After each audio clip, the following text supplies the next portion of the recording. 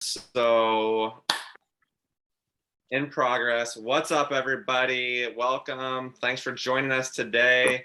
I'm excited about this. I'm really been looking forward to this for a couple weeks, longer than that, since I've known Hakeem. He's been a genuine dude who I've really enjoyed getting to know. I appreciate the fact he came and spoke to our team at Pacific, well, virtually. But Hakeem played in the NFL, so I know we have at least a couple guys from Arizona on the call.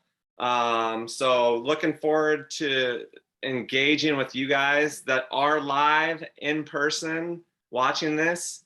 So definitely make sure you have your notebooks ready. Hakeem now is consulting and working with NCAA schools.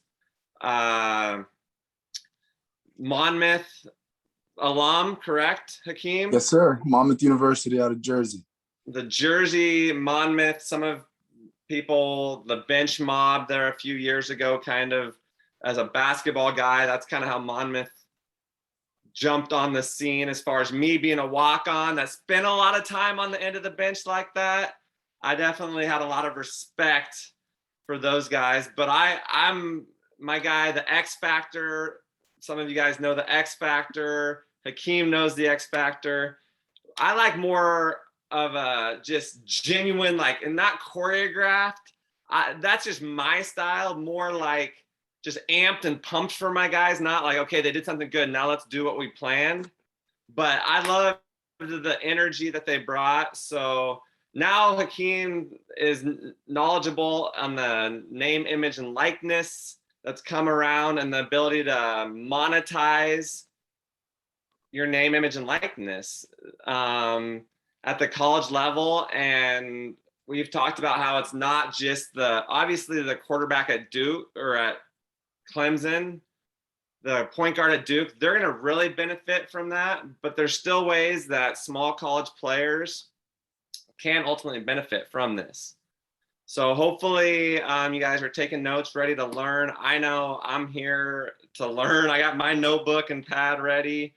Definitely looking forward to this. Hakeem, I know you've had some food poisoning and under the weather, so I really do appreciate you taking some time today to hop on. And I think you can see how many kids there are on this call with their cameras on, paying attention and ready to be engaged. If you are able to swipe through, I see a lot of guys that are good guys that I've had the fortune to working with. Everybody I'm connected with. So definitely appreciate you guys being here. Looking forward to this. Hakeem, thanks for taking the time, man. Absolutely. I'm honored to be here. I always take a great deal of responsibility. Chatting with a group of some younger guys, and Alexis. I saw Alexis in here as well. Take a great deal of pride in it. Before I actually get started as well, I had one more question that I actually want to ask at least three people in this chat, because it helps me. It also helps me gauge and understand you guys' thoughts when it comes to content and creating content. But the question I have for you guys is, do you have a TikTok? And if you have a TikTok, have you posted in the last week? And if you haven't posted in the last week, why you haven't posted in the last week? And you can be as 150% as honest as possible, or you can just completely lie. But we're gonna get more out of this if you just be real with me in that sense, because it's an excellent data point for me to understand a little bit more about your age demographic. But let's start with Harry. Do you have a TikTok? And do you post on TikTok? And have you posted in the last week? I am not on any, at least right now, not on any form of social media. So I do not have a TikTok now. Gotcha. You don't have to answer this if you don't want to, but is there a reason for that? It's just a rule in our family that we can't have social media until we're 18, at least. Gotcha. I respect it. Can't hate on that. How about you, Mason? Yeah, I got a TikTok. I post on it every little bit, but nothing in the last probably 4 months or so. And it's just usually just some stupid dances or something like that. That's kind of the content that you're usually putting out, dances yourself? Okay, cool. How about you? Is it Amog?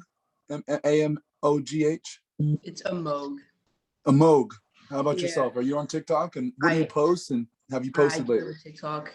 I post a little bit, but not a lot. And I just posted yesterday, I think. But it's usually just Okay. stuff with my friends. Okay, cool.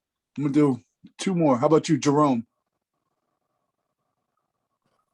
I have TikTok, but like I just use it to like watch like the For You page. I don't post anything.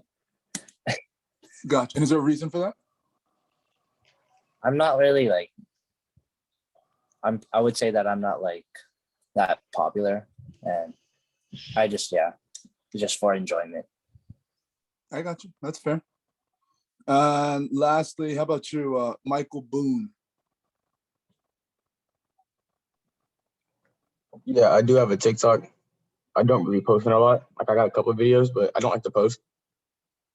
Okay. And what's the reason behind that? I just don't like. I'm not really the creative type to like think out some content and post. Okay.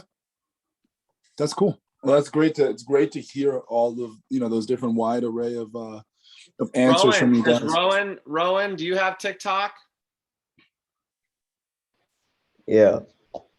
Yeah, Who's no. Rowan? Go ahead and introduce yourself. What's your name? How old are you? Where are you from? And how many TikTokers do you have on yours? My name is Rowan. I'm from Portland.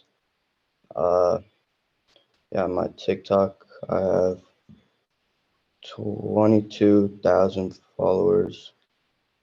Let's And go. I What type of post content do you put out, Ron? NBA content.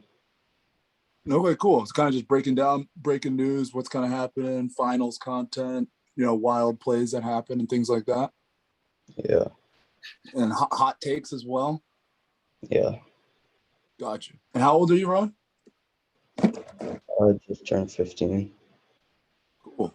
How's that process of content and getting that notoriety from a platform like that? How's that feedback loop been, and has that kind of continued to motivate you to continue to create content, and are you like actually having fun with it? Yeah, it's fun. If I'm not like motivated to post something, I won't post something. But I Gotcha. usually, Like you don't force it. yeah, Gotcha. I usually post every day. Gotcha. That makes 100% sense. That's awesome. So as we kind of, first off, Brant, appreciate the introduction to your group of guys. My speaking style for you guys, like I'm not that guy who just memorized the speech and is now going to regurgitate it to you. I'm not necessarily a fan of that. I didn't really learn that well, that way when I was growing up, when I was your age. So the way I kind of talk is, I'm going to tell you a little bit about myself, provide a little bit of background, give my thoughts and some value on, like how I think and how I perceive content in the year 2021 and how it could, benefit each and every one of you guys, and how that kind of relates to the sports aspect side of it as well. But then, how I think I can bring the most value, because I've just done a lot of things and experienced a lot of things, is via Q&A, meaning asking as many questions that you have like in your mind. If you need to stop me, like you hear a part of my story that you're like, oh, got a quick question on that, just don't hesitate to actually raise your hand and stop me midway through, because it's not gonna throw me off my game if you have a question midway through. But with all that being said, my name is Hakeem Valles. I'm 28 years old. I'm in Jersey right now visiting my parents, but I live in St. Louis, Missouri. I've essentially prided myself as a lifelong athlete and a lifelong entrepreneur. And if there was a magic pill that I could give every last one of you right now, it would be a pill that would give you some sort of self-awareness. One thing I've just prided myself on as well is just being wildly self-aware through my years of growing up. You know, when I was in fifth grade, I had a landscaping business and I was, you know, cutting everyone's grass. When I was in middle school, I had a Skittles business where I would go to Sam's Club and buy the wild berry purple Skittles and, you know, buy them for $13 for a 36 count pack and sell them $1 a pop and make $23 every box of Skittles. And that's how I bought my first cell phone. But at that same age in middle school, they cut sports from my school. And back then I wanted to go to Duke and play basketball at Duke. And I'm like, how am I going to go to Duke if I can't even, you know, get my shots up every day? So I would actually 4 a.m. every day before my bus came, I would go to LA Fitness and I'd work out at LA Fitness for at least an hour and a half, twice a week. The older guys would come in and we run pickup ball. And, you know, I remember, you know, thinking back then, is all of this worth it? You know, you think about those cliche moments of, oh, I'm putting work in and no one else is watching. Or, you know, in 2021, it's if you're not putting out content of you working out, did you actually work out? And like, obviously back then, this is, you know, well over 10 years ago, well over 15 years ago, the content didn't exist. And, you know, throughout that time, I always remember just thinking like, is it worth it? Is it worth it? Is it worth it? And, you know, when I look back in retrospect, you know, I didn't wind up going to the NBA, you know, I played in the NFL, but all those hours of putting that work in when people weren't watching, it's 150% worth it. You know, whether you make it as a professional athlete or you go professional in, you know, whatever realm of life that you decide to, that work ethic is something that just essentially can't, you know, be replaced. And you guys are all at an age point that every small decision that you make can wind up being one of the biggest decisions that you ultimately make down the road. So as I kind of got older, when I went to high school and was going from high school into college, you know, back to being that entrepreneur, my little brother had cracked his iPhone 4 for like the 10th time, and my dad wasn't going to fix it or pay for it. So I went on YouTube. This is like 2010, 2011, when YouTube had every how-to. YouTube was like TikTok back then. And you could find anything about everything on YouTube, but you could actually search for it. Learn how to fix an iPhone, ordered a screen on Amazon. This is before Prime even existed, and took his phone apart. Took me about 4 hours and put it all the way back together with the new screen on. And when I, you know, pressed the lock button and the Apple logo popped up, I was freaking out. It was like, oh my gosh, I have an entire business model here. Took my phone apart 100 times so I could do it from 4 hours to in 20 minutes. And then when I showed up as a freshman, as Brant mentioned before, to Monmouth University, I was the iPhone repair guy. You know, I used to fix 3 to 4 phones a day. And, you know, I didn't have to ask my parents for a dollar, you know, throughout college, because I could support myself just off the money from fixing phone screens. Back to being an athlete at Monmouth University, I rode the bench. I rode the bench all the way until my senior year of college as a college football player. Did not see the field. I would get in victory. I don't know how much you guys know about football, but in victory formation, when it's time to take a knee, is when I would get in the game and, you know, stand behind the quarterback in case he fumbled it. And if we ever had to do an onside kick at the end of a game, is when I would get in as well. But I was not that star player that you think of when you think of a college football player. And on top of that, when you think of a D1 AA, which is, you know, we're not on ESPN every weekend and things like that, you know, I rode the bench, you know, really, really hard. Where things for me, you know, started to change, it was 2 ways. You know, it was 2015 and 2016 were pivotal years for me. I was a wide receiver in college, and we had an injury at tight end, and I decided to make the move from wide receiver to tight end. I put on about 40 pounds in a month during preseason camp, made that change. First game of that year, first game of my senior year is when I got my first catch in college. Second game is when I got my first touchdown. And from the third game and on, I was able to start. And after that season finished, I got granted a 5th season. For the college guys in here, and I'm not sure how much the high school guys know about redshirting, but I redshirted my freshman year because I was such a bench player. and got granted another year.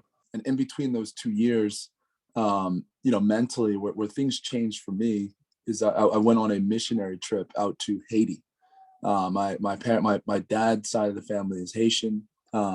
We have a Haitian missionary group that kind of works throughout of our church, and just finished my undergrad, just graduated on a Wednesday. On Friday, we went out to Haiti to essentially bring medicine to different churches and orphanages across the country.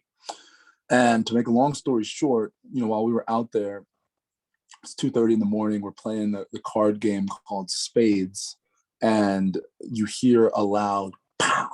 And my initial reaction was, we were there's a lot of bugs. It's a kind of a muggy country in that sense. We had electric fly swatters that we were killing bugs with, and I was confused as to why is someone killing bugs at 2 a.m. But in reality, it was a gunshot, and that gunshot went right through our front door. And the guy who shot through the front door then kicked it down. 8 guys stormed into our compound.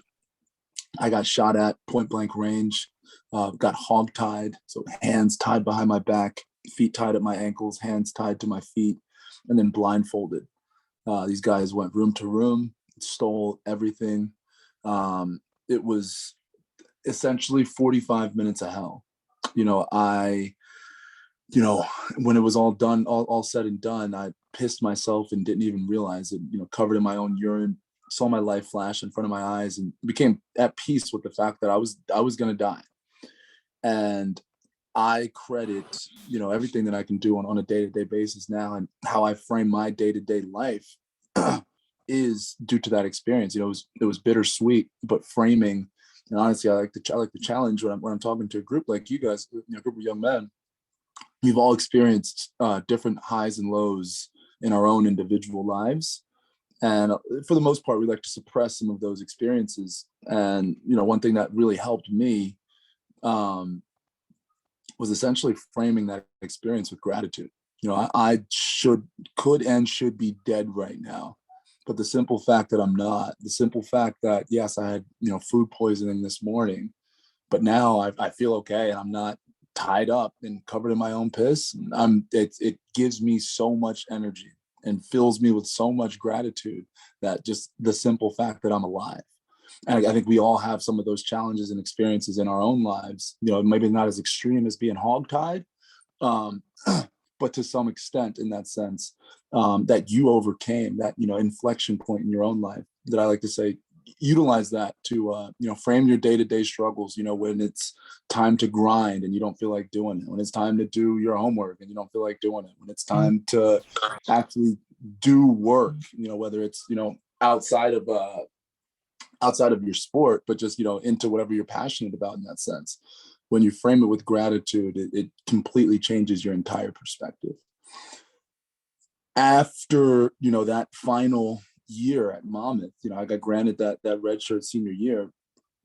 I balled out, put my head down and grinded, and was able to make it as an undrafted free agent to the Arizona Cardinals in 2016. It was obviously a dream come true in that sense. I personally am more passionate about basketball, but it was incredible, essentially, seeing what all the hard work manifested into, in that sense. As I played a 3-year NFL career, bounced from the Arizona Cardinals to the Detroit Lions to the New York Football Giants, and really got to learn a lot about myself. In that time off the field, I got really, really passionate about real estate. So I bought properties in every market that I played in. Bought an apartment building in Arizona, a duplex in Detroit, and a farm in Michigan. And now, after a 3.5 year career, I hung the cleats up in about February of 2019. And once I hung those cleats up, it was, athletes always have that, the cliche of, what do I do? What am I passionate about now that, the sport that I play is essentially over? With me, like I mentioned before, real estate was already a passion of mine. Something that really, really caught my attention towards the end of my career, as technology, just when you think of just timing at the end of the day, as technology adjusted with the times in that sense, was digital media. You know, right now in 2021, you know, we're at the peak of what I like to call the creator economy. One thing that the internet has done that a lot of us essentially overlook and ignore for the most part is it's even the playing field for everyone when it comes to content. The internet is the ultimate decider. It squeezes, when I say a middleman meaning big time decision makers of who gets this platform, who gets that platform, who gets paid, who gets this opportunity, who gets that opportunity. The internet doesn't care about any of that. It doesn't care about your race, your sexuality, your height, how good you even are at your skills. Can you bring value to the end consumer, you know, when it comes to content? And when I think of value, it doesn't have to just be a motivational speaker or something of that sort. Value can be anything. It can be entertainment meaning you're just a really good looking and authentic and genuine guy and people really like to hear you talk. Value can be entertainment, meaning you're really good at music, or you're really good, like my man, I can't remember who it was, who said he's the dancer in here. I think it was Mason. Value can also be information. It can be education. And then it's just something that you know is going to, like I said, at the end of the day, like move that end consumer of that piece of content. Like what the internet's essentially done, and you know how it's changed everything, is the simple fact that we all have iPhones or something of that sort, and that we can actually create content at scale, and it doesn't cost us a dime to do it. It's why the game has changed. You know, when you think of a perfect example is Russell's here with his dad. Russ, or actually, if you could take off your mute for 1 second, because I'd like to make this quick example. And what's your dad's name? Eric. Hey, Eric, what's going on, man? So when you think of Eric and you think of your generation, Eric, in that sense, and you think of content, you know, you take it back to, let's say the 1970s, the 1980s. Back during the 1970s, the 1980s, if Eric and his friends and his parents, or even his parents' parents, wanted to put out content for the rest of the world to see, they would have to pay anywhere from $7 to $10 million to launch a satellite up into space, so they could essentially have a news station, be Fox News, be ABC, be NBC, be CNN, be one of the big conglomerates that you see nowadays, to now have the opportunity to launch their propaganda out into today's world. The simple fact that we don't need any of that to essentially communicate whatever our end message is to the rest of the world is why, honestly, every one of our great grandparents would smack us in the face if they would see how little we are taking advantage of the opportunity when it comes to technology into today's world. Because yes, technology does have a lot of negative components, and I honestly encourage every last one of you to watch The Social Dilemma. It's a documentary on, I believe it's still on Netflix, that talks about some of those things that honestly that I'm fearful of. You know, I have a daughter now who's 2 years old that I think about, you know, every single day of the age and time that she's growing up in that sense. But the benefits and opportunities, and like I said before, of how it evens the playing field, and especially as athletes with the opportunity to actually tell our stories, it's limitless. It's the possibilities are they're endless in that sense. And when you think of content, and when you think of, you know, back to the initial questions that I was asking before, is, are any of you on TikTok, and what type of content are you actually putting out on a platform like TikTok? You know, your age demographic, all of you guys on this call, should have the greatest content out there when it comes to TikTok, because you understand the communication style of the platform. It's what all your friends are on in that sense. The biggest issue that, you know, when you think of a platform like TikTok for, you know, everyone here, is the simple fact that we're so close to all of our friends. Like, you go to school, you go to lunch every day, just the social dynamic of being so close to these people is that it naturally brings an insecurity to it. Like, it is quote unquote corny to take TikTok serious. Like, Mason, how many of your friends give you crap for dancing on TikTok? quite a bit, and I have some like when it used to be the Musically or whatever, and they give me crap, and that's still up. So it's more.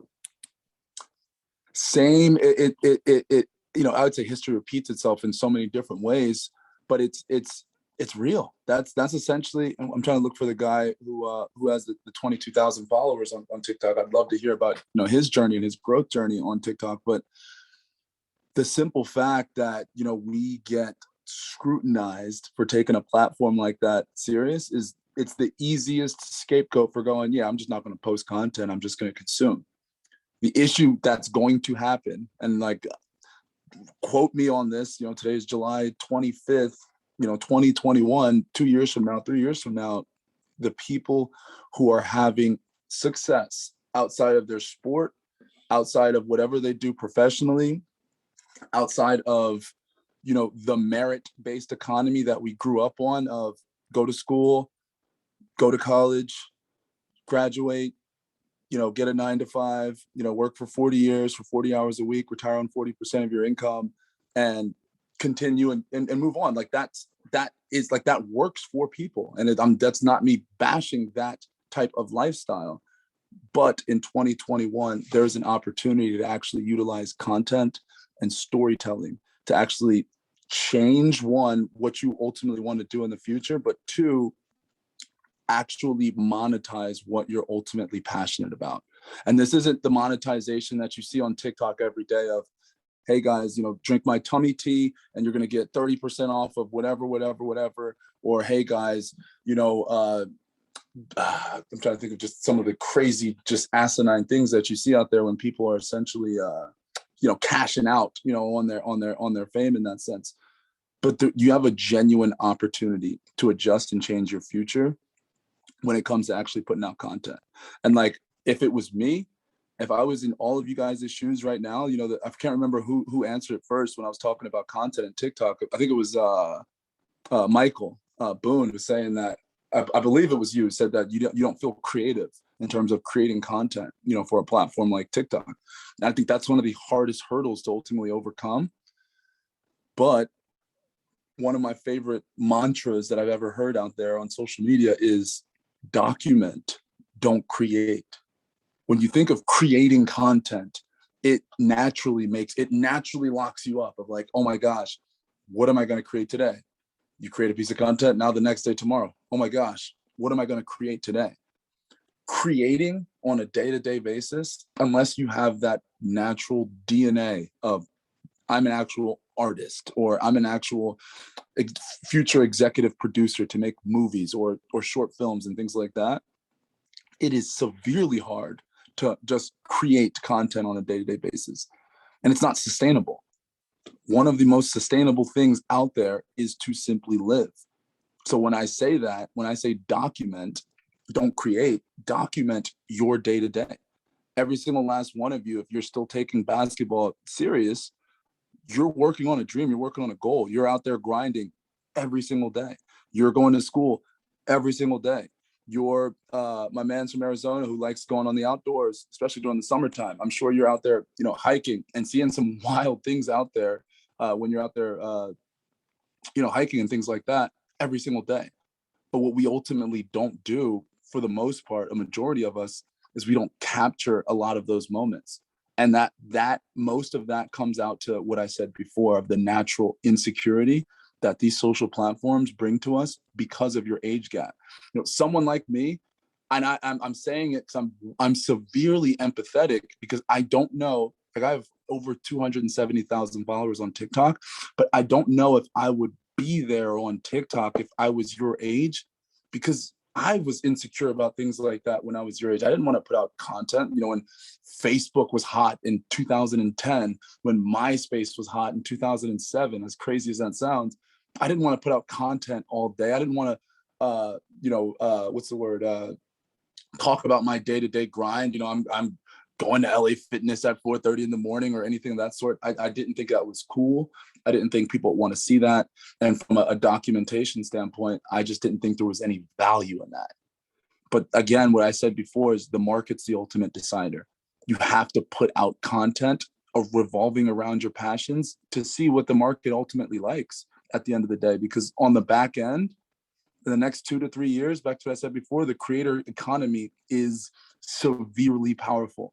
People are going to get, it's a perfect opportunity, perfect example. I'm sure you guys saw the outrage that happened when, I think it was 2 weeks ago, Addison Rae got the UFC spot to interview everybody on the red carpet.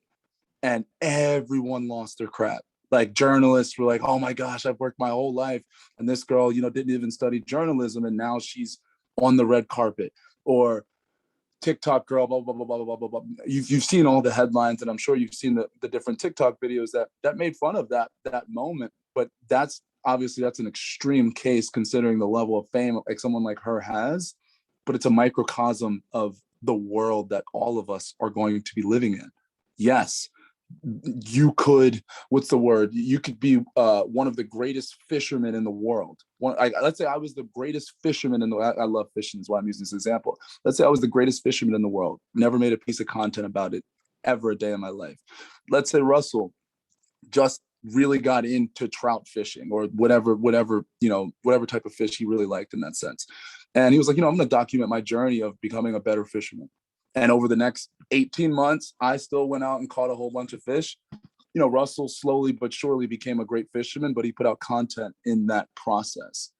Russell then gets this is like a super, I don't know why I'm going on this fishing rant, but honestly, I took my daughter fishing for the first time last week and she caught her first fish. It's honestly why I'm probably going down this realm. But Russell is the person who actually can monetize off of that if he actually puts out content around that, versus me. Although I'm Johnny Fisherman, I've been fishing since I was 7 years old. I know how to make my own lures. I know how to make my own spinnerbait. I've got my own boat. I do this, I do that. But it's like a tree falling in the woods that no one hears. Content matters on such a severe level. And I'm trying in so many different ways to really get it across to you, because the issue with the insecurity and the issue with today's age, because we can get everything so fast, is that it's extremely hard to get started with content, because you're just like, oh man, I've got 7 followers and no one wants to hear what the hell I have to talk about when it comes to fishing.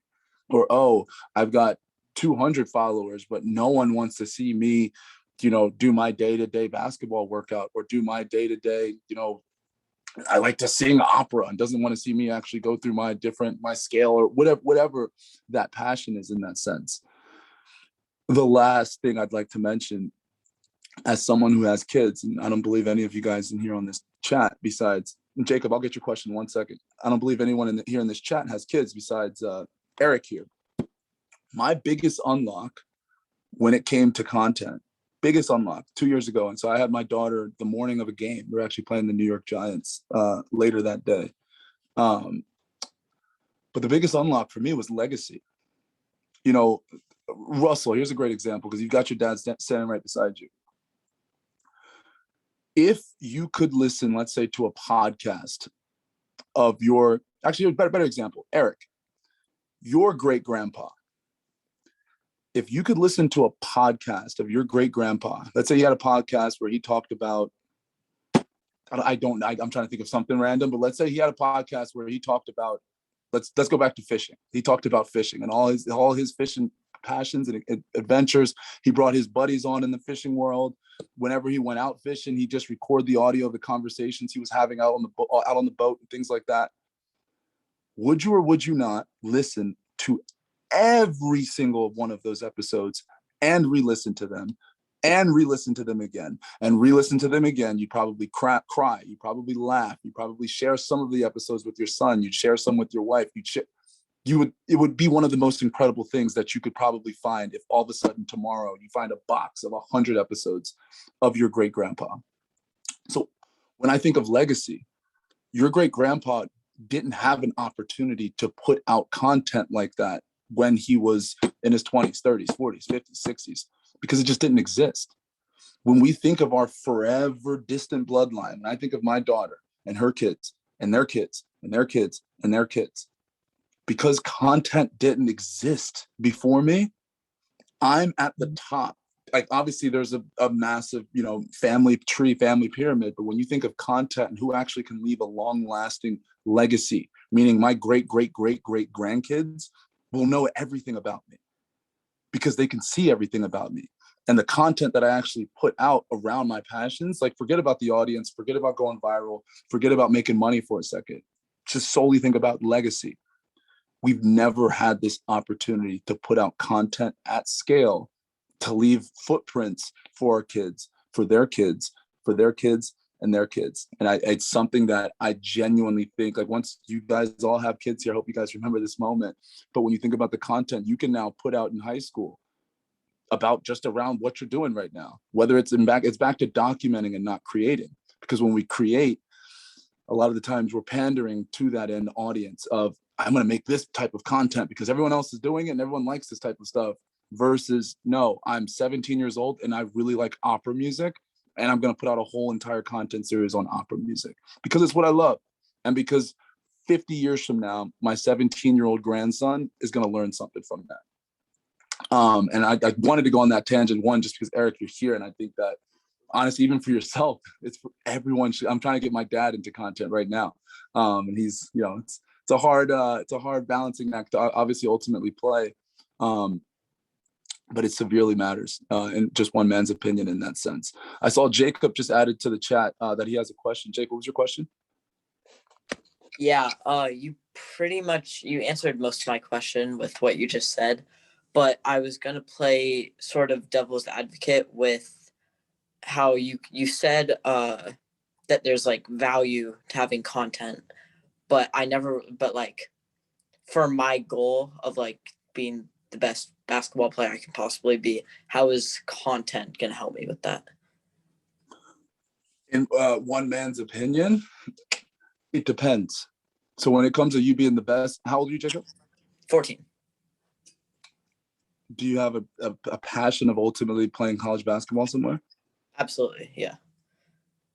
Do you, let's say, can you dunk, Jacob? No. Let's say you could dunk in a hypothetical world, right? Mm-hmm. Let's say you put out a video of you catching the ball on an alley-oop and putting the ball between your legs and slamming it as a 14-year-old or 15-year-old. That video goes viral. The right college coach sees that, they're going to reach out to you. Brant, as a college coach in this chat, when you hear something like that, where does your mindset go as a coach when it comes to content and some of the things that you ultimately see out there?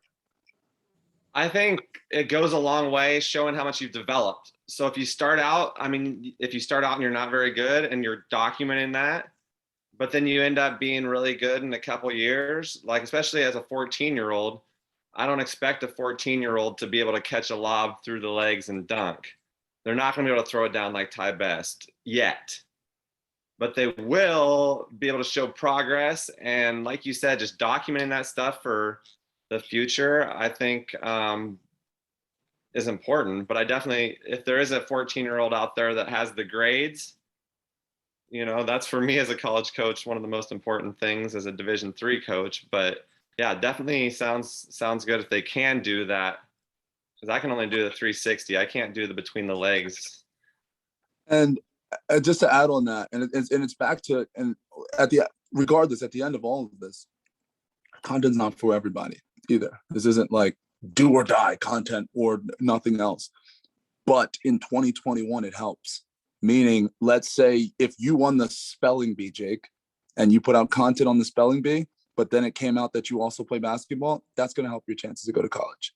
If you're passionate about NASA and space, and literally twice a week you put out a series on space content and you interview people from NASA, because I think it'd be very doable, and you talk about every space movie that's ever existed, and you put out content around all of these different things on space, and you ultimately want to be a rocket scientist, you should check out backup quarterback for the Steelers, Joshua Dobbs. He puts out a whole bunch of content on space, and every offseason when he's not playing football for the Steelers, he works for NASA.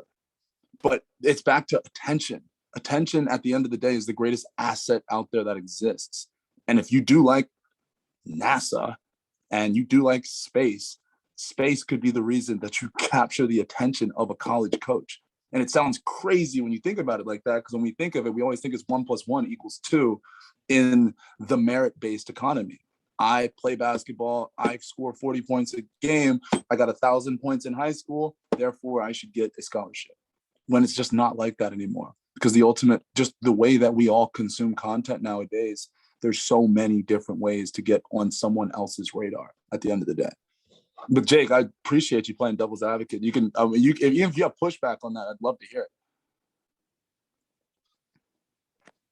No, that sounds great. Yeah, Ty, I think Ty said he has I want to say it was Ty in the Yes, sir. What's going on, Ty? I'm trying to find you. Not much. I totally agree with you on the whole content creation, like how important it is. What do you think is the most productive platform to produce content on? TikTok and LinkedIn. TikTok, let me tell you the reasons first. When you think of content, I'm sure, raise your hand if you've heard the word organic reach before. I'm sure you've heard that word before. Most people don't know what that even means when it comes to organic reach.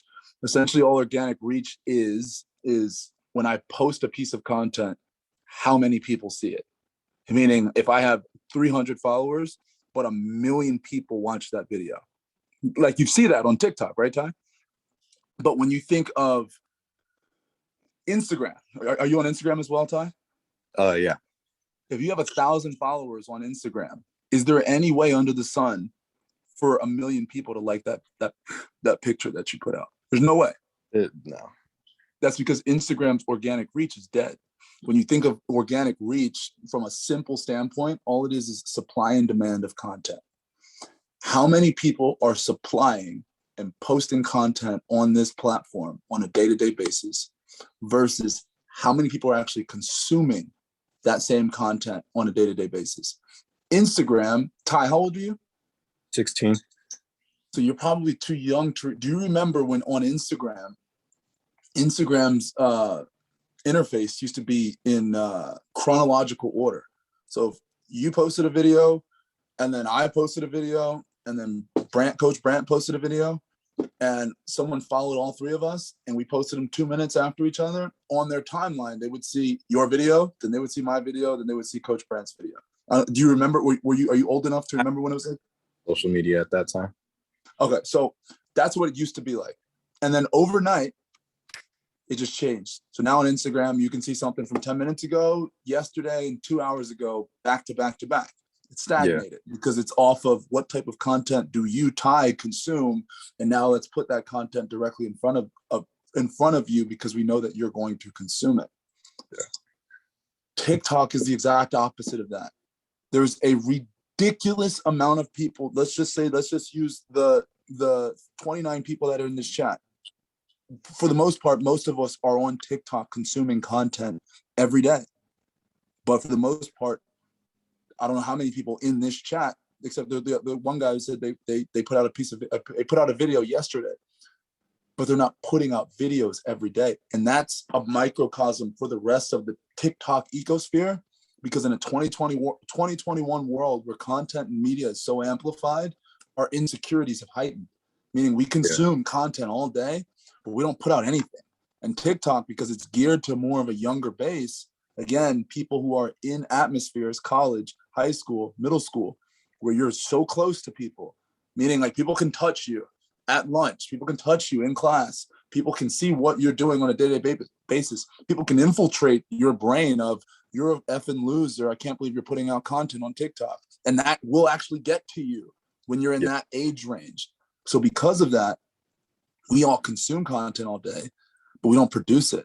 So let's just say from a small term, because there's, close to 1 billion users on TikTok, but let's say there was 10,000 people on TikTok. From a ratio standpoint, right now, there is 10 people making content for 10,000 people on TikTok. So if TikTok's end goal is to keep you on the platform at the end of the day, they're going to make sure that those 10 people that are putting content out, those 10,000 who are coming for content every day, they're going to put that content in front of those people. Yeah. That's why TikTok is such an important platform over Instagram, over Facebook. LinkedIn, a little bit different audience base. You guys are obviously a lot of you guys are very young, but it's not a bad time if you have a lot of interests in things in the business world, in things in the professional world. It is not a bad idea, because LinkedIn, where the biggest opportunity is, people come there again for content every day, all day. But LinkedIn used to be a job platform. It used to be like, I'm trying to think of some of the job platforms out there. Like it used to be a platform where you put your resume on there, you put the places you've worked in on there, and you put different endorsements that people have, like Ty just endorsed Hakeem, saying that he's a genuine person and you should work with him. That was the type of stuff that you put on LinkedIn back in the day. And people are wired towards that. Now LinkedIn is working like Facebook did 10 years ago when it comes to content. You put out video content, picture content, written content. And right now, the actual math. So I said before, 10,000 people, 10 people creating for 10,000 people. Microsoft recently put out the actual data for LinkedIn on what their users are versus who puts out content. 765 million daily active consumers of content on LinkedIn daily. So 700 something million people coming to LinkedIn every day. For the 700 million people on LinkedIn, only 4 million people actually put out content, not on a daily, but on a weekly basis. Dang. So, perfect example, my first post on LinkedIn, I had 300 connections. So like 300 followers on TikTok, 300 followers on Instagram. That first post got 55,000 views. 55,000 people saw it. Next post got 71. Next post got 52. Next one got like 15. But the one right after that got 88,000 views. The market's the ultimate decider, but when it comes to platforms and distribution platforms, it's back what I said before. It's a tree falling in the woods. You could post on YouTube all day. You could post on Instagram all day. You could post on Facebook all day. Hell, you could post on MySpace all day if you wanted to, because it still exists. It can be great content too.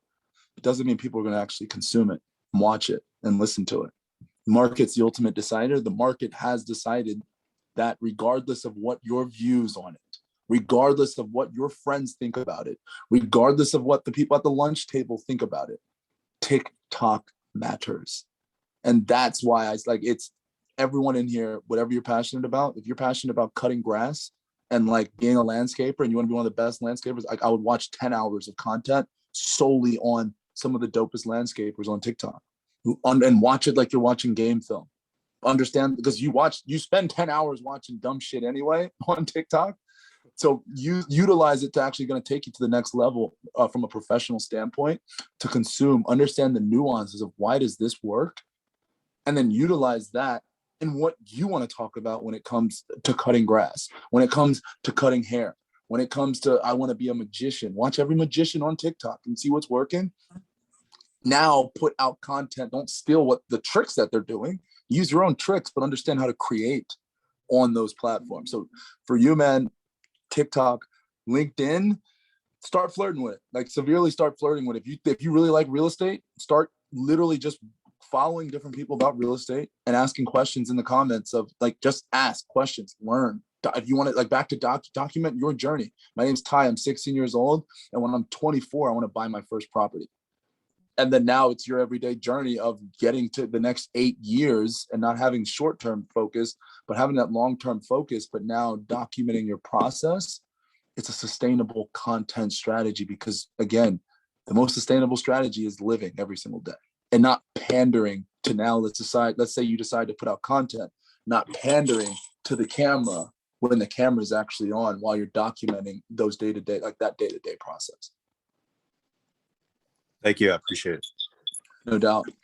Any Ty, more questions? for sure would have, I don't know how your TikTok, some of the dunks you've had should be, I mean, there should Every be one of people talking about, right? Like, if what you would can you say dunk about at 16 years old, Ty, you need to again, you're on TikTok already. Watch every dunk video that you've seen on TikTok, whether it's the dude's 30 or whether the dude's 16. Understand what they're doing. Why are they putting this effect, this transition, this thing, that music? Go back out and keep dunking, keep being you, but now just record it and now make content on the back end of it. That's how when you're 18, and regardless if you're at Duke University or if you're at a D3 university, but if you have followers behind you now with the NIL, Nike is allowed to sponsor you. This, random brand is allowed to sponsor you. But if you put the work in now and actually build the audience and brand is transferable platform to platform. The biggest thing you heard with everyone with TikTok is, oh, it's going to go away. Who cares about it? Who cares about it? TikTok could leave tomorrow, but I've got 270,000 followers that I can then because I do a lot of things off of the platform, so I can actually communicate with my audience. But whatever's next, the next platform, those people still exist. It's supply and demand. That supply and that demand of attention is going to go somewhere. Just But if transfers you up. can actually build it, you can transfer it to it. TikTok could be gone by the time you get to college, but you Yeah. might, like, I had 3,000 followers when I got done playing in the NFL, because I was insecure when I played in the NFL.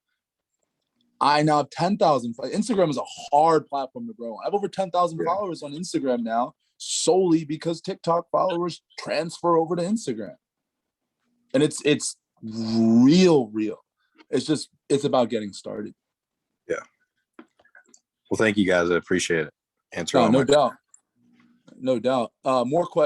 So Taj asked, does it matter if your TikTok account is private or public relating to the idea of growing your I would put it public in that sense. Obviously, it doesn't matter how it matters how old you are in terms of your parents are the ultimate decider at the end of the day. So if they don't want you on TikTok, that's life. You got to take that L and figure out, is there somewhere else I can create content? Can I start recording? Can I start doing something with it?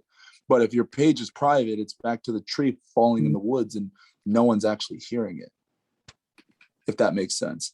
But if it's up to me, yeah, it's always going to be public in that sense, unless you've got a second one that's just private for your friends and things like that. But any more questions? And you don't have to type your questions if you have one. If you just have one, just hop off of mute and just ask the question.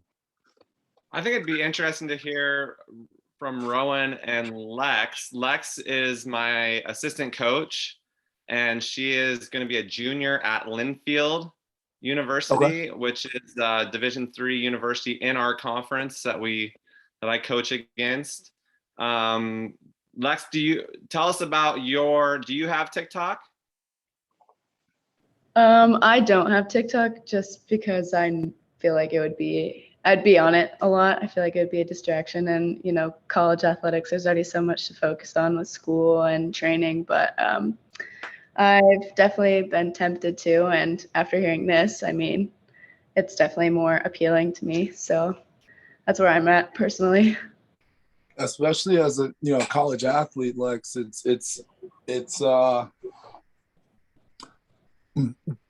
consuming is what'll take you away from your day-to-day of college. If you just audit yourself, and I think there's that new feature on your iPhone, you can see how much time you're actually spending on some of these platforms nowadays. I don't consume anything on TikTok. It's funny, like people always ask me about, have you seen that new video? Have you seen that? Like, I haven't, because I don't like it. There's two types of people in this world. There's consumers of content and there's producers of content. If you're consuming content all day in the macrocosm of the content sphere, you'll be irrelevant. But if you're producing content, you'll ultimately be relevant in whatever realm that you want to be relevant in that sense. But when you think of it as a college athlete, man, it's just documenting your day-to-day, because there's such a limited supply of what goes on behind closed doors, what goes on in the locker room, what goes on at the lunch table, what goes on, and it doesn't have to be every day, it could be once a week.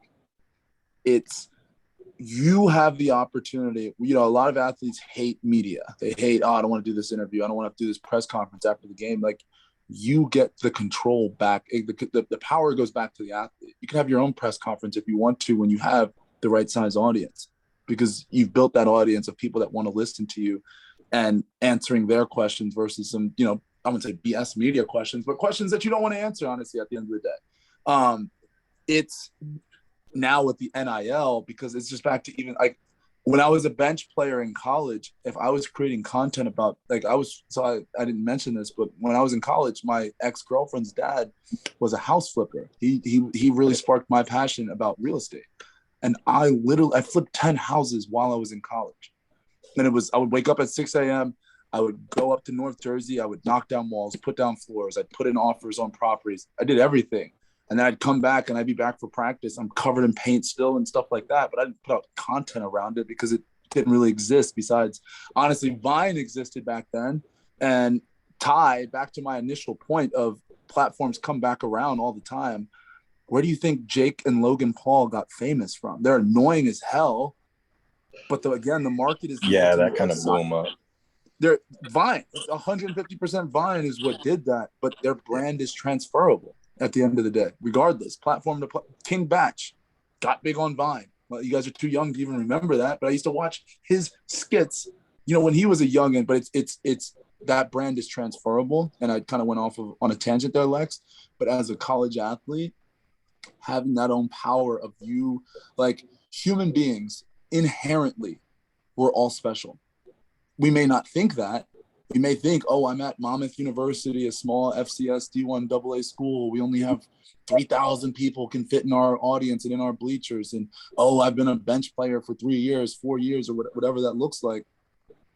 But at the end of the day, what is the odds? One in 37 trillion is the odds of being a human being. That's winning the lottery a couple hundred times. That's getting struck by lightning a couple hundred times. But you beat all those odds and you're a human being. Inherently, from beating those odds makes you special, regardless. But most of us are too insecure to show it because we don't want to be behind the camera. We don't want to show that part of our life. And at the end of the day, you are the judge and jury, what actually turns into content. So I say document it all. Document the next 24 hours, but take 20 seconds of those 24 hours and use that as a piece of content. Use the other 23 hours and 40 minutes. Just, put it in a file somewhere for your kids one day or for your great grandkids one day, because they will appreciate it.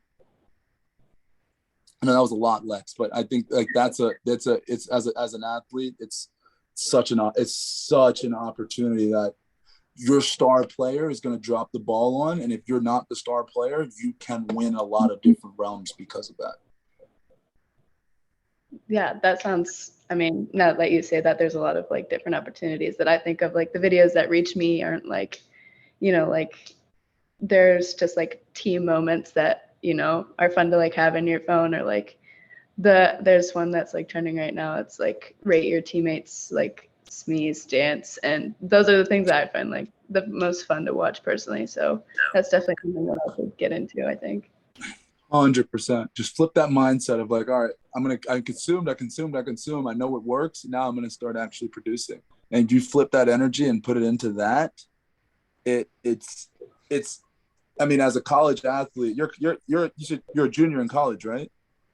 Yeah.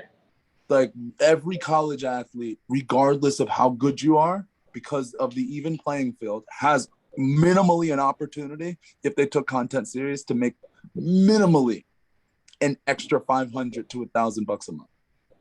Minimally. And that's just off of, okay, you doing the rate your college teammates or whatever, but then the pizza shop in town that everyone goes to, but because you've built your brand on your campus of what you do when it comes to content and just around you on a national basis, yes, that pizza place will pay you $250 to do your normal thing that you already do, but do it at the pizza shop.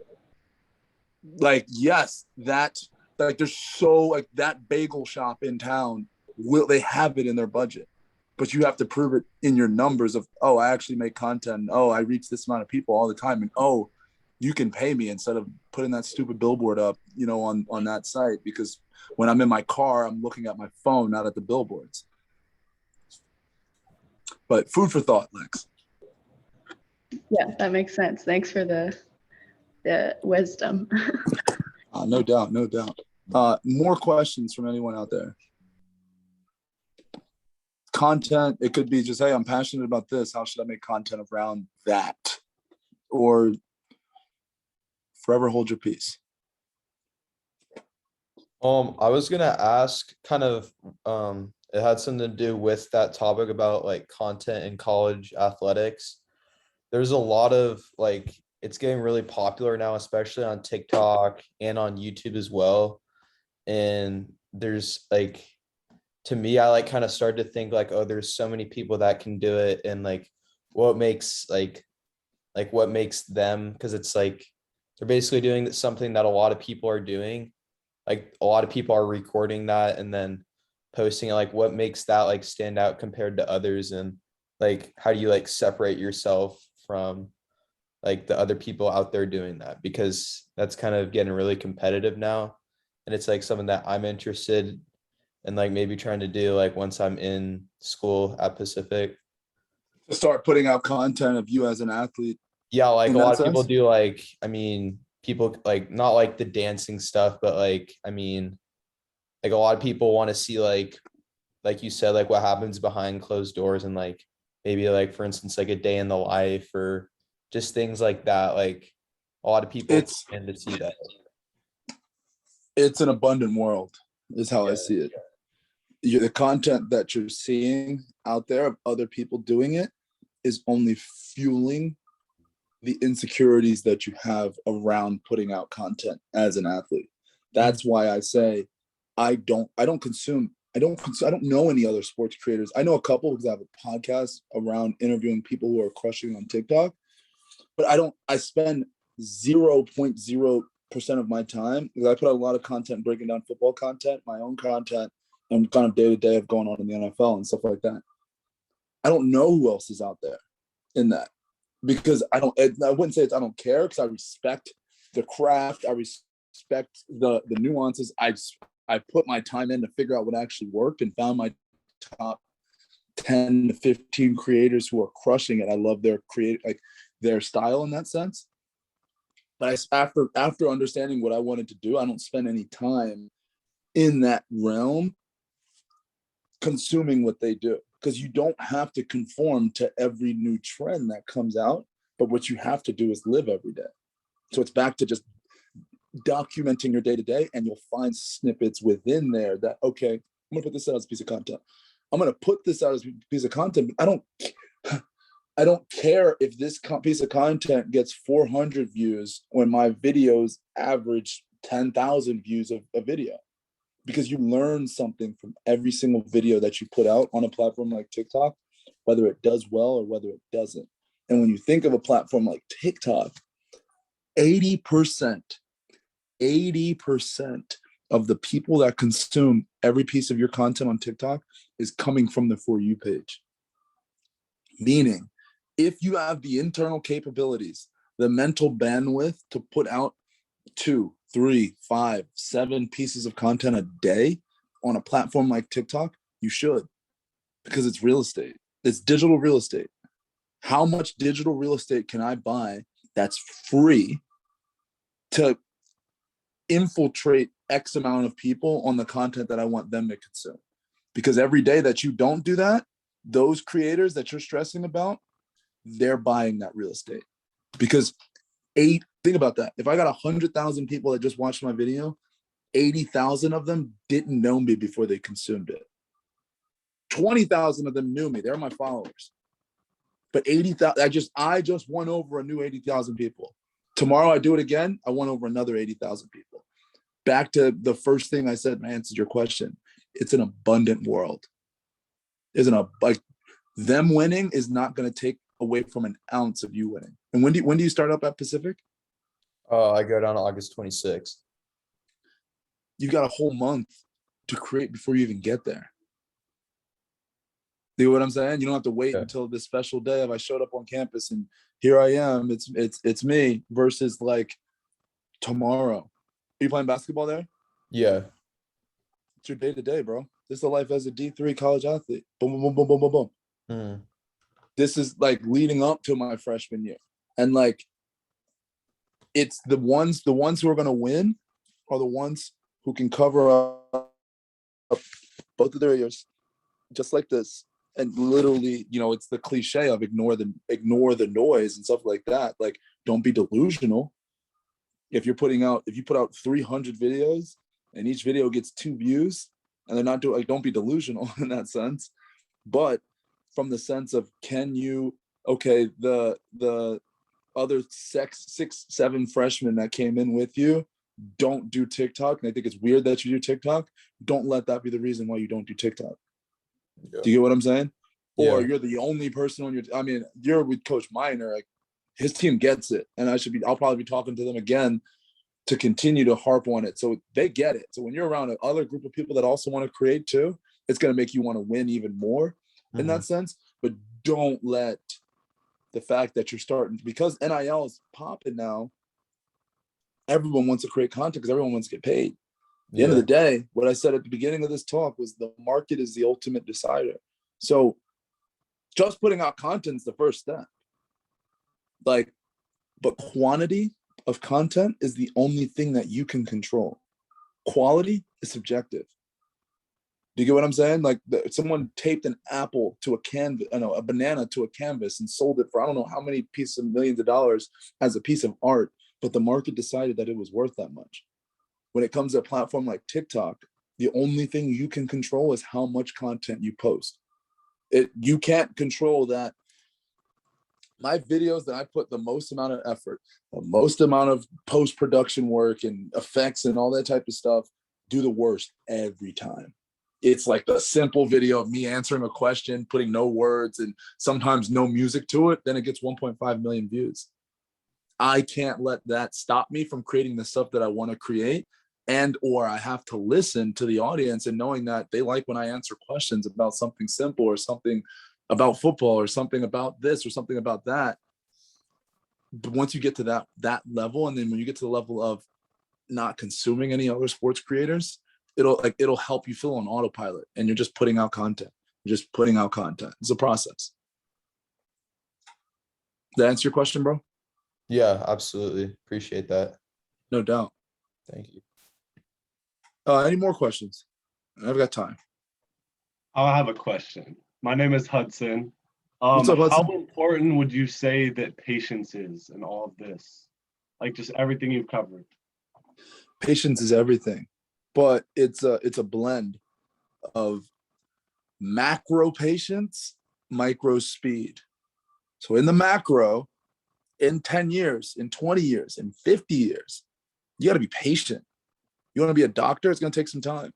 You want to be a pro athlete? It's going to take some time. You want to speak at Madison Square Garden in front of 80,000 people to tell your life story? It's going to take some time.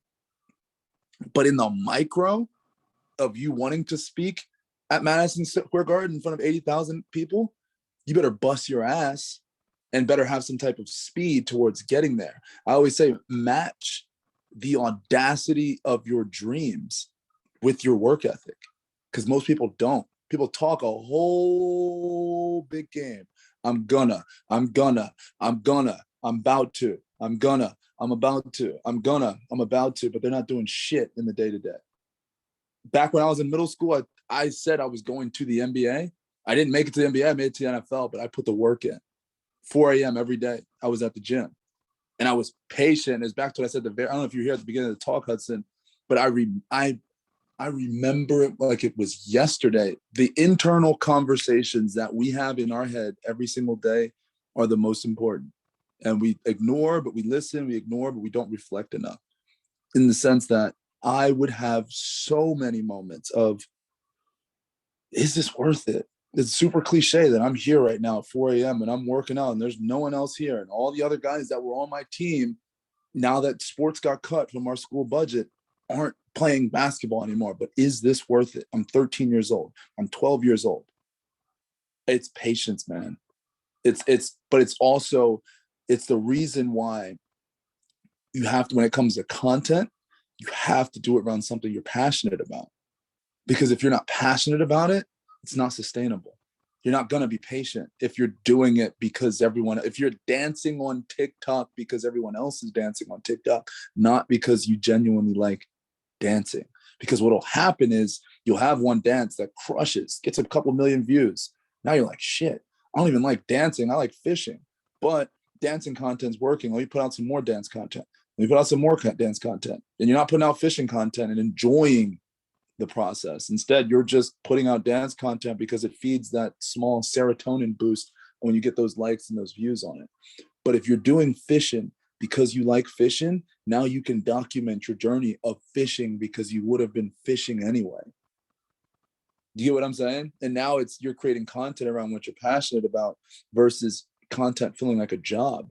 That's why I said the most sustainable content plan is documenting your day-to-day journey. I want to dunk. Actually, it's funny. One of my best friends, his name is Matt Choi. You should check him out on TikTok. His best TikTok video series that he's had now was like 30 to 60 day journey of him dunking. Like, he's a personal fitness dude, so he puts out personal fitness content all the time. But he put out him all the work like he did, like studied into what type of workouts, what muscles he needs to focus on to start dunking.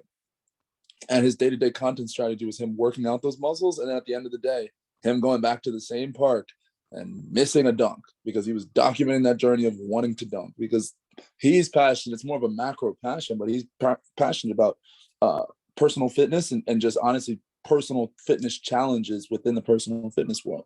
But that's sustainable. It's again, the only sustainable content strategy is what you're passionate about. That's why, I don't know if you're here when we first started, is the first questions I asked you how old you are and what are you passionate about? Because if you're passionate about something, again, the content will come easy because it's, again, documenting, not creating. Anthony, thank you so much. Can you No problem, talk to Hudson. us? Yeah, thanks, Hudson. That was a great question. That was a lot of value. Anthony, do you have TikTok?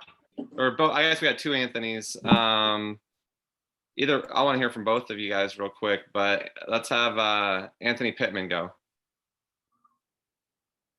Yeah, what was your question? Do you have a TikTok? Yeah, I do. When was the last time you posted? Last time I posted probably like a couple weeks ago. What type of content do you post? I mean, usually like just like following the normal trends that I go around TikTok. Do you do one that like you point at stuff? Do you have one where you point? No, I don't have one of those. I don't make a whole bunch Okay. There's only like a couple. Okay. I have ones of me dancing up on there. Mason's, I liked yours a lot, man. I checked those out. Quality, good stuff. That's awesome. I'm not a dancer. Never danced. Yeah, I've never danced in any of my TikTok videos. I've done magic tricks because I used to want to be David Blaine when I was a kid. So I'll put out magic tricks sometimes. I'll show people how to do the magic trick.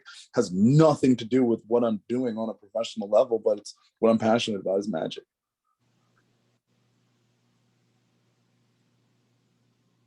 More Anybody questions? else? Who else has a question out there?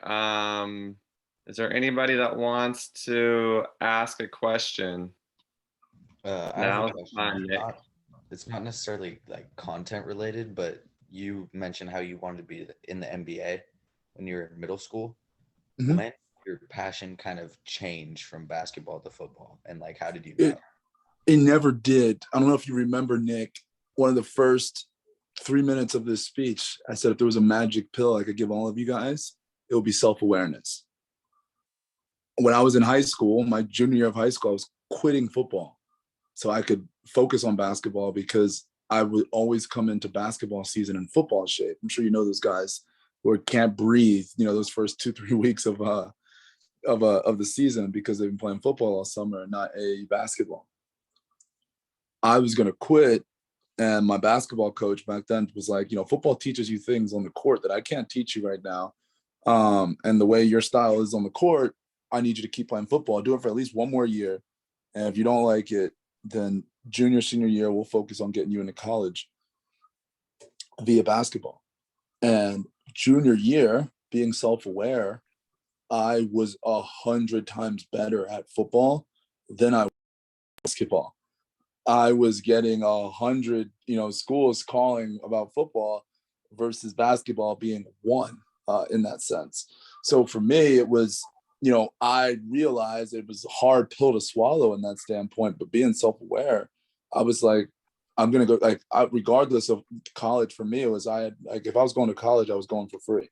I knew I was not getting a scholarship playing college basketball as good as I thought I was. In that sense, being self-aware is the reason why I stuck with football. But, while I was in college playing football, I still played. I was on the intramural basketball team, did that every year. I ran the fan section at Monmouth and things like that. But it was, from a professional level, I genuinely realized that, one, it's not as sustainable. Two, the way my knees were working at that time and how fast I was growing at that time, basketball genuinely, as crazy as it sounds, it made my body hurt. Like my recovery time of playing basketball versus my recovery time of playing football, like just from practice standpoint, basketball wasn't a sustainable long-term decision for me as an athlete. But I will school every last one of you guys on the court. I'm just Looking at the kidding. guys on the call, I'm still searching for a guy that I couldn't still. But no, I but can that, shoot most of them, and I can out jump most of them besides Ty and maybe Anthony. I don't know, but but that's that. It was it was purely rooted at that point, Nick, in self-awareness. Like it was like, bam, I'm way better at football, and I'm gonna like it hurt. Like I've got an AAU tournament, a college coach would come up, and I'm like, yeah, I'm focusing on football. Like that's just, and that's, I made that decision, and I ran with it. Yeah, no, that makes sense. Thank you very much. No doubt. More questions. Yeah, I had a quick question. How many times should a month or a year, week, whatever, should athletes be posting and kind of like promoting themselves on their page, whether it's story or an actual post on whatever their platform is? As crazy as it's back to the metric of what I said right now on TikTok of 80% of your videos being consumed on the For You page, as much as you humanly possibly can. If you can post once a week, you should do that. If you can post once a day, you should do that. If you could post once every 5 hours, you should also but it's back to self-awareness. What can do, like there's a threshold of content. This is fun, this is fun, this is fun, this is fun, to this is a burden. I hate this. I don't want to put out content anymore. It's burning me out. That's where self-awareness comes in of, 3 times a day, it's pissing me off. But twice a day, I'm still happy. The comments are manageable, all that type of stuff, versus 3 times a day, I can't focus on, spending time with my girlfriend or whatever, you guys are focused on at that age. But there's no such thing as too much, because the end of the day, the algorithms are so powerful. The content will get in front of the right audience if you put it out there. Because what I said before was quality is subjective. Like subjective meaning some people might think this is a piece of art. Someone else might think that this is just coin sitting in a glass. Do you get what I'm saying? Some people might think that this bracelet is cool and worth $1 million. Someone else might think it's a piece of crap. Do you get what I'm saying? And that's what I mean with quality. But quantity is the only thing that you can control. So as much content that you can put out, you should put out. You shouldn't wait, I'm gonna wait till tomorrow to post that. I'm gonna wait till next week to post that. I'm gonna wait till I show up on campus to post that. Yes, there's some specific contextual pieces of content that might relate to the day or the time and things like that. But quantities, it's as much as we're all, when it comes to the internet, bro, we're all fighting for one. Like the internet is one stream of attention. It's just the internet. Picture a pool of attention. Then there's distribution platforms that are sitting on top of that pool. Instagram, Facebook, LinkedIn, TikTok, YouTube. Certain of those platforms have great distribution rates, meaning you put out a piece of content, a lot of people are going to see it. But at the end of the day, you're still fighting for the same people across one distribution, like across whatever distribution platform that you're actually going on. So for me, quantity is the only thing you can control. So if you can put out 3 a day, you should put out 3 a day. If you put out 1 a day, you should put out 1 a day. But start with 1 a day. Start with 1 a week. Don't stress yourself out. It's back to the one question of how patient should you be. Patience matters. So it's a process. And when the going gets tough and you're not getting as many likes or as many engagement as you'd like in that sense, think legacy. Think about if you could see your great grandpa right now and what he was doing when, how old are you, Mason? 14. If you could see what your great grandpa was doing when he was 14, you'd shit your pants. In the nicest way possible, but I mean that. Because I would, if I could see, if I could watch, that's all I would watch all day. Because you'd learn so much. So think about your great grandkids when you put out content, because it's just the audience might not have liked that, but my great grandkids will like it. So who cares? And just as a piece of advice for TikTok, for all you guys out there, never delete a video on TikTok if the vanity metrics are damaging your ego too much. I got a whole bunch of likes, but this one didn't do well. Don't delete it, because TikTok will actually punish you for that.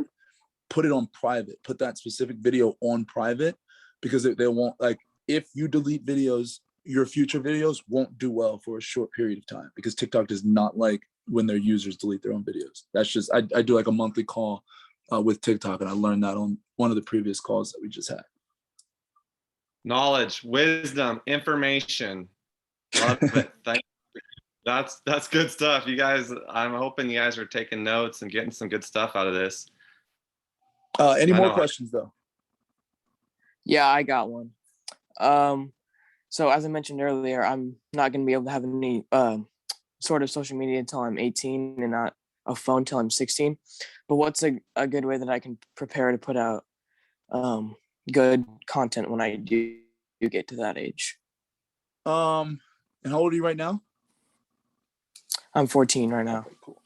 And I'd be totally cool, totally up to you, Brent, or whatever. But I'd be totally interested to, like, not to convince, but I'd love to have a conversation with your parents at some point, just to chat, to understand their perspective in a lot of different ways, because it's very interesting. What I would do if I'm you, what are you passionate about, Harry? I love sports. I love basketball. I love baseball. Aviation. I love hanging out with my friends. I love planes and stuff like that. I mean, if it was me and I was 14 and I unfortunately could not have a cell phone nor social media, I probably wouldn't go. I don't know how much of content I would start creating with sports, but I would, from an aviation, because I used to love. Do you ever have that computer game called Flight Simulator? Yeah, I have something like it. Great game that I love. Yeah, I was fascinated about planes when I was super young. Do you have a laptop? Not my personal one, but my family has one. Gotcha. You have access to one. Like, if it was me, I would start with just educating yourself as much. Like, if planes are something that you're severely passionate about, I would spend most of my time learning, because the more you learn, the more you can eventually become more and more of a thought leader in the aviation space. Thought leader, thought contributor, whatever you want to call it. But then when it's time to have social media, and when you're allowed to have social media, you know your stuff. It's not like a thing that you're always passionate about. Now you're going to spend 17,000 hours now focusing on what type of content can I put out on planes. But if you're passionate about planes, then I would know my stuff when it comes to planes. I would know any and everything. I would know the things that are going on right now and why it's so expensive to get a flight, and what American just did with laying off all those workers. I would know everything about, you know what yield marketing is? I don't.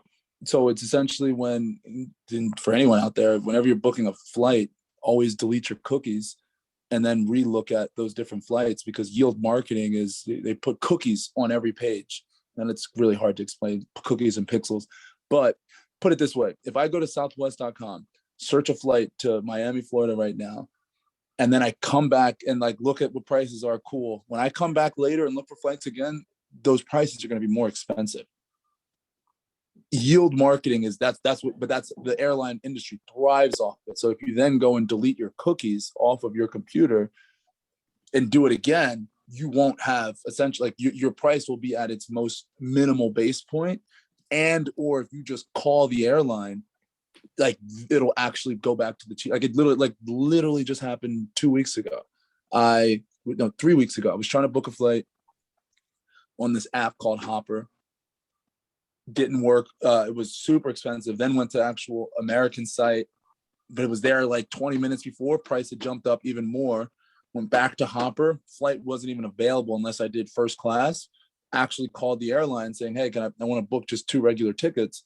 And it was back to that original price that I saw on Hopper, which was like hundreds of dollars cheaper. And I know I just went on a huge tangent there about airlines, but like, if you're passionate about aviation, you should know that. I shouldn't know that.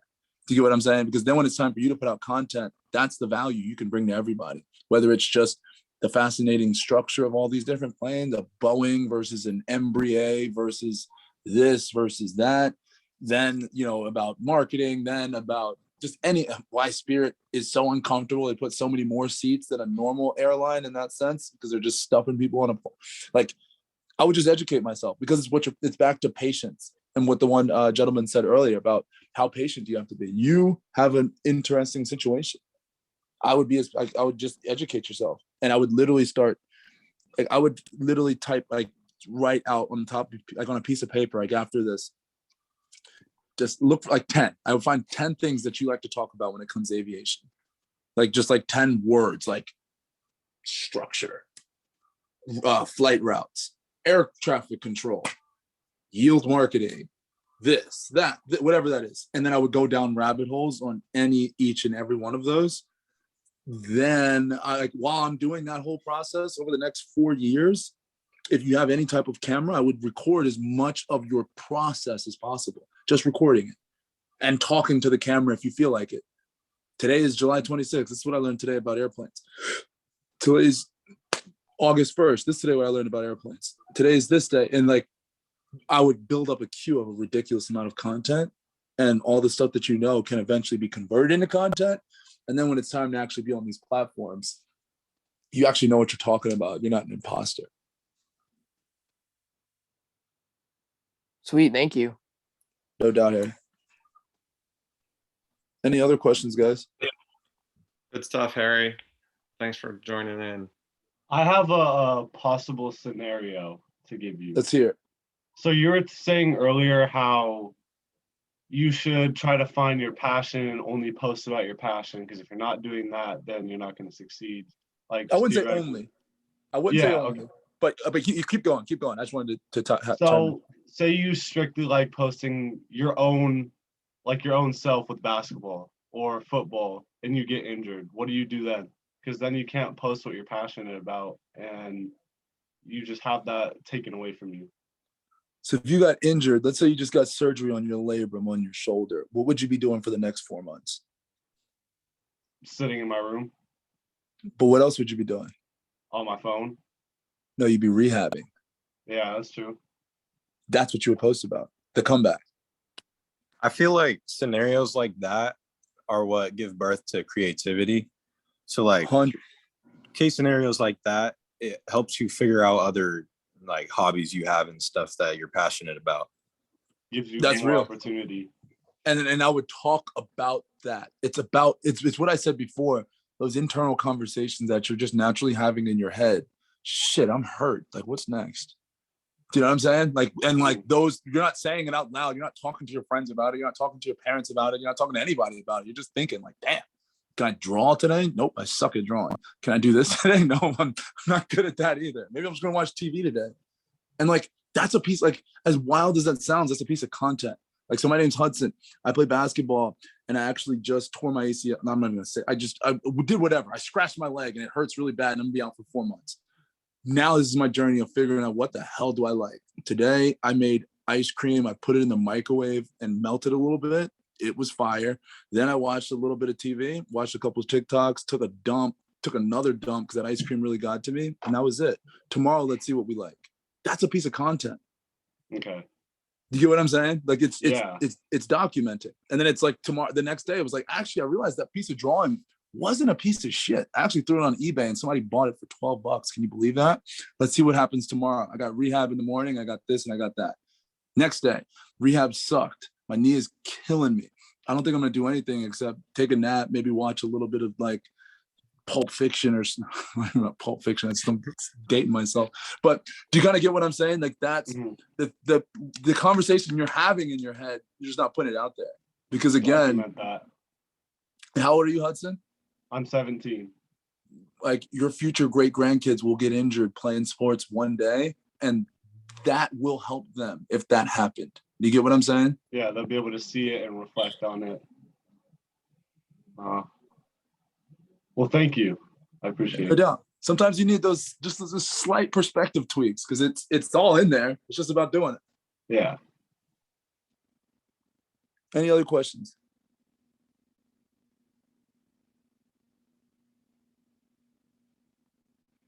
Well, that was awesome. That was awesome, man.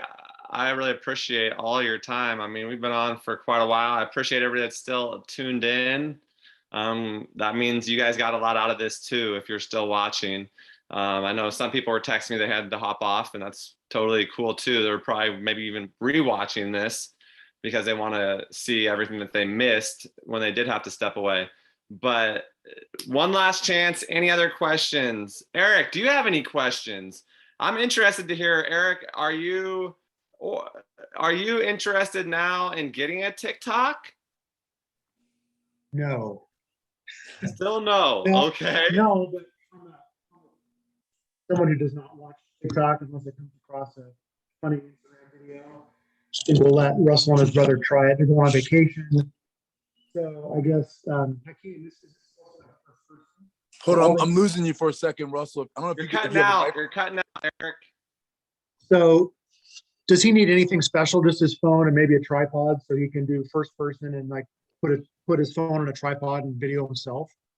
If he needs a tripod, yeah, it's like $20 at Walmart. I wouldn't even get the tripod to begin with. Because what happens is a lot of people buy all the trinkets, but they don't actually execute. So execute first, like, oh, Russell's actually making TikToks.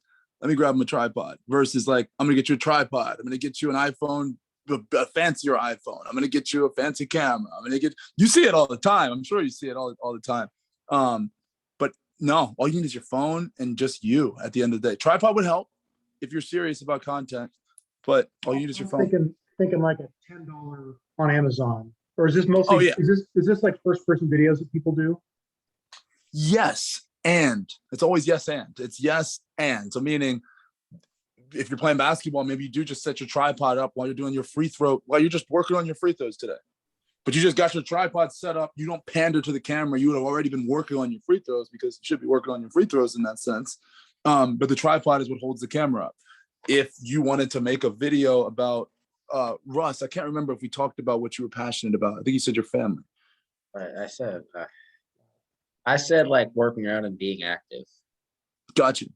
So if you're doing, you ever done nickels and dimes?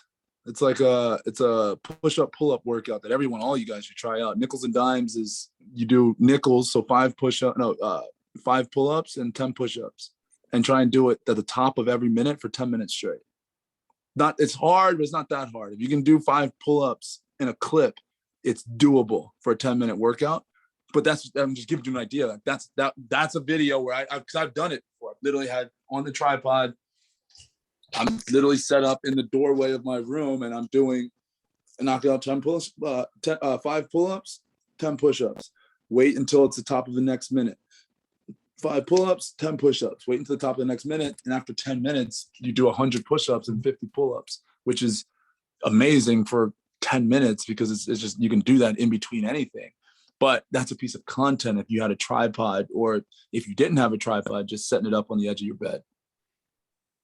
You know what I'm saying? But it's as a workout person or someone in that sense who likes those type of things, it'd be great to have a tripod. It's really just about starting and getting the ball rolling, because it's as a 14-year-old in 2021, in 2025, 2026, when you're in college, it's going to be a different game.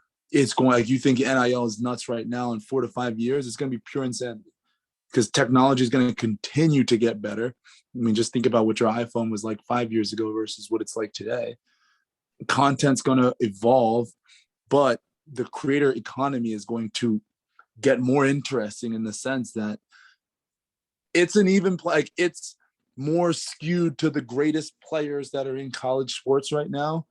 But with someone like you, who's not a sophomore in college right now, who's not a junior in college, who's never cared about content a day in their life, and now they almost feel rushed and forced or behind the 8 ball when it comes to content, you've got a 4-year head start of just figuring it out. You don't have to put working out on a pedestal. Like, again, like what I was mentioning to Hudson, like, today I ate ice cream. I want to be a workout guy, but I ate ice cream.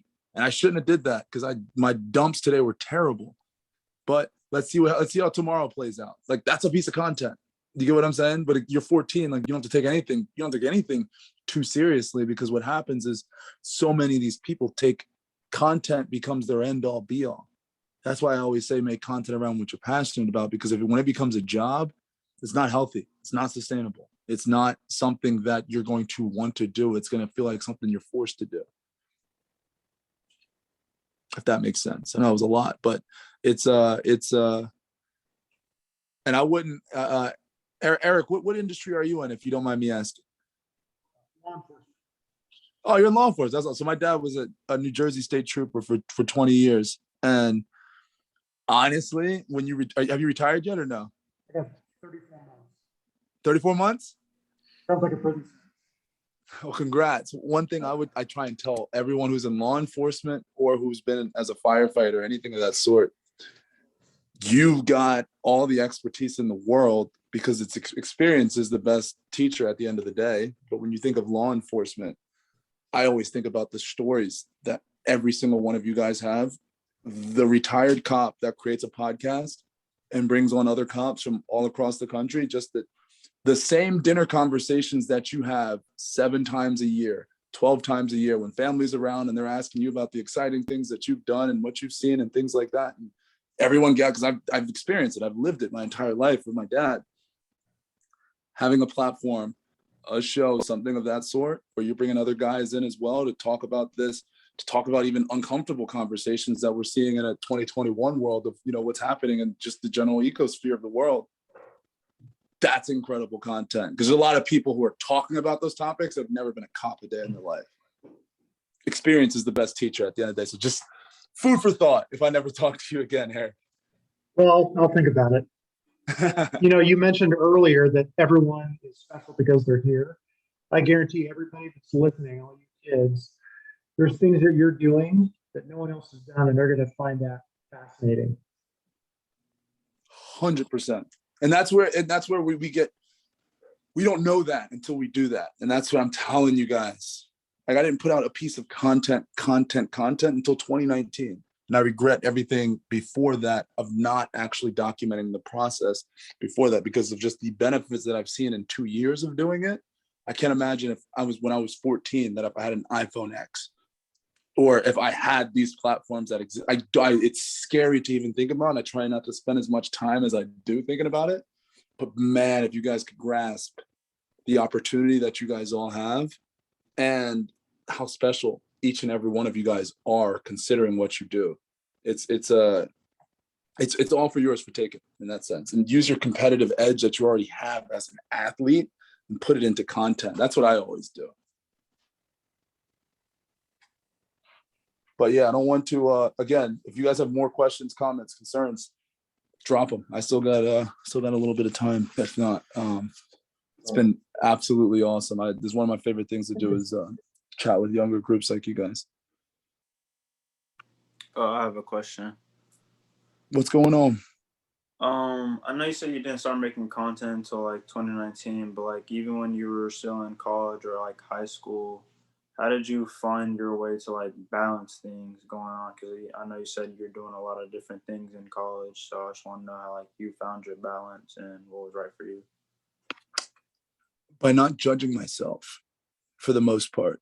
That's the hardest thing, is back to that internal game of what's going on upstairs. Of not judging myself is how and why I can do a lot of, still to this day, and why and how I do a lot of things. I think it's one, taking care of what you need to take care of at the beginning of the day. Your grades have to be right at the end of the day, because it's the rite of passage to the next step, the next opportunity. Because if you don't, yes, unless you're severely talented when it comes to content and things like that, that's the only way that works. Most of us, just off of pure math and odds, aren't in that sense. So by taking care of what you need to take care of, the non-negotiables, grades, family, not getting in trouble.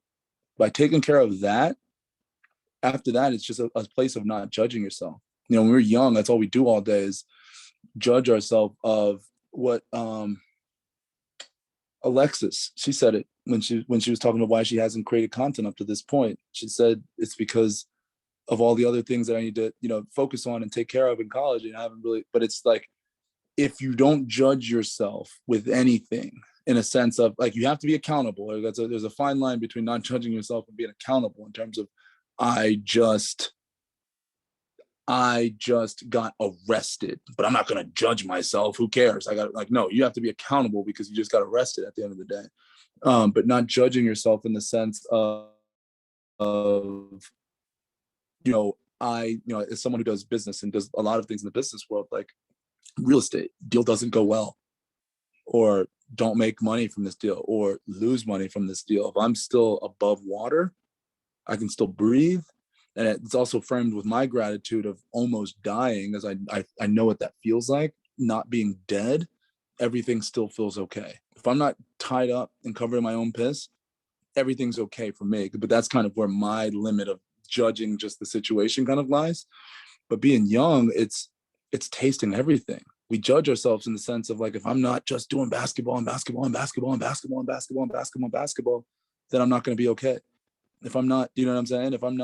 If I decide that I really, really, really, really, really like, I don't even know, ballet, and I want to put out content on ballet, like I still have, it's so hilarious. I have one of the most, like, I am so fascinated by tap dancing. I'm genuinely curious that I think I might want at one point buy tap dancing shoes to try it. Cause I think it's I literally think it's one of the coolest things in the world. It's so random. I haven't talked about this or even thought about this in a long time. But most people wouldn't put out content on that because they judge themselves because of the judgment that they'd also receive from the outside. But when you don't judge yourself, the judgment from the outside it's impossible for it to penetrate you. Do you get what I'm saying? Because at the end of the day, you is what matters the most at the end of the day internally. And you have to be okay with yourself. Because if you're not okay with yourself, then it's going to be so easy for people to just pick apart whatever you do. At the end of the day, like, oh, Anthony, what the hell are you doing?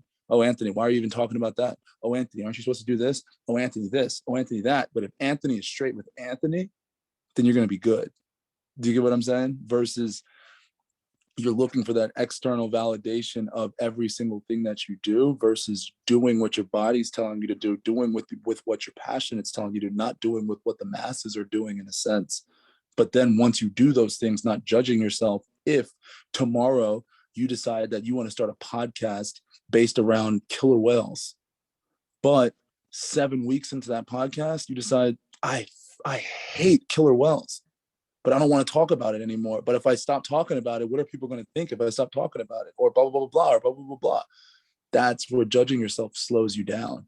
And the mantra that I said earlier of macro patience, micro speed, you can't be fast in the micro, in the day-to-day grind, if you're judging yourself, because it's going to hold you back with every single thing you do. All right, thank you. No doubt. Any more questions? Comments, concerns, I pushback, actually have to leave, devil's advocate. but Hakeem and Coach Brandt, I thank you for this input and this wisdom. I really appreciate it. No doubt, Ty. Keep grinding, bro. Have a good day. Some of your content out there. Yes, sir. Thanks for hopping in, Ty. We'll see you down the road. We'll see you soon. Yes, sir. Any Well, more Hakeem, comments? I really appreciate it. We'll wrap up the recording here. So if you are watching this on replay, thank you for watching. Hakeem, really appreciate it, man. Always so much information. Let me just ask you this to clarify. You said having patience in the macro and urgency in the micro? Speed. Macro patience, micro speed. Speed. Got it. Okay, That was a lot of information. Definitely appreciate it. You guys can stick around, but I'm gonna cut the recording. This is not gonna be recorded. So if you guys had a question that you didn't want recorded, feel free to ask it as soon as you hear the stopped recording.